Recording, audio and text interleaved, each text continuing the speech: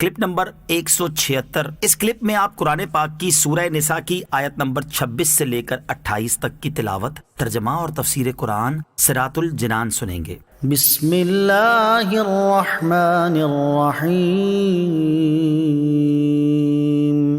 ترجمہ: اللہ کے نام سے شروع جو نہایت مہربان رحمت والا ہے۔ یرید اللہ لیبین لکم ویہدیکم سنن الذین من قبلکم ویتوب علیکم واللہ علیم حکیم۔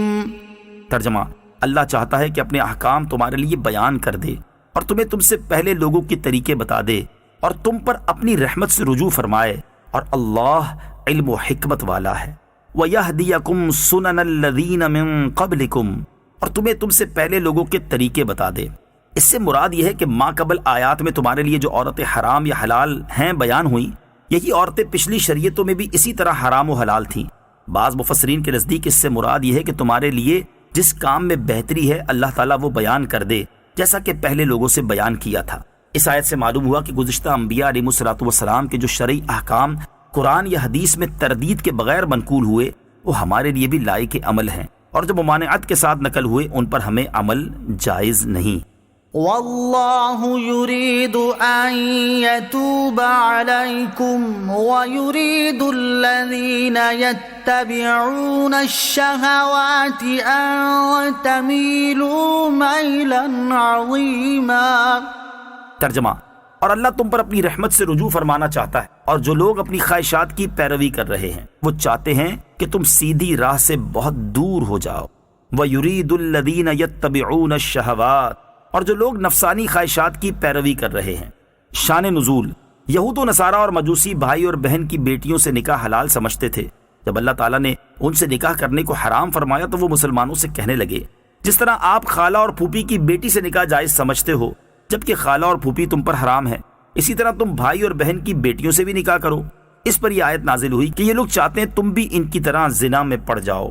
یرید اللہ ان یخفف عنکم وخلق الانسان ضعیفا۔ ترجمہ: اللہ چاہتا ہے کہ تم پر آسانی کرے اور آدمی کمزور بنایا گیا ہے۔ یرید اللہ ان یخفف عنکم، اللہ چاہتا ہے کہ تم پر آسانی کرے۔ اللہ عز و جل اپنے بندوں پر آسانی چاہتا ہے، اسی لیے انہیں نرم احکام عطا فرماتا ہے اور کئی جگہ رخصتیں عطا فرماتا ہے۔ لوگوں کی طاقت کے مطابق ہی انہیں حکم دیتا ہے اور ان کے فطری تقاضوں کی رعایت فرماتا ہے۔ لیکن حقیقت یہ ہے کہ انسان فطری طور پر کمزور پیدا کیا گیا ہے، اور اسی فطری کمزوری کا یہ نتیجہ ہے کہ مرد عورت کی طرف بڑی جلدی مائل ہو جاتا ہے۔ اس کے لیے عورت اور شہوت سے صبر دشوار ہے۔ اللہ تعالیٰ نے اپنے بندوں پر رحم فرماتے ہوئے مردوں کے لیے عورتوں سے شریعت کے دائرے میں رہتے ہوئے نفع اٹھانے کی اجازت دی، اور صرف ان عورتوں سے منع کیا جن سے نفع اٹھانے میں فساد عظیم اور بڑے نقصان کا خدشہ تھا۔ اسی لیے متقی، پرہیزگار اور گناہوں کا تقاضا اور موقع موجود ہونے کے باوجود گناہوں سے بچ رہنے والے اللہ عز و جل کی بارگاہ میں بڑے محبوب ہیں کہ انہوں نے اللہ عز و جل کی رضا کے لیے اپنی کمزوری کا مقابلہ کیا اور اپنی خواہشات کو پس پشت ڈالا۔ ترغیب کے لیے ایک ایسے ہی متقی بزرگ کا واقعہ پیش خدمت ہے۔ مشک کی خوشبو میں بسے ہوئے بزرگ۔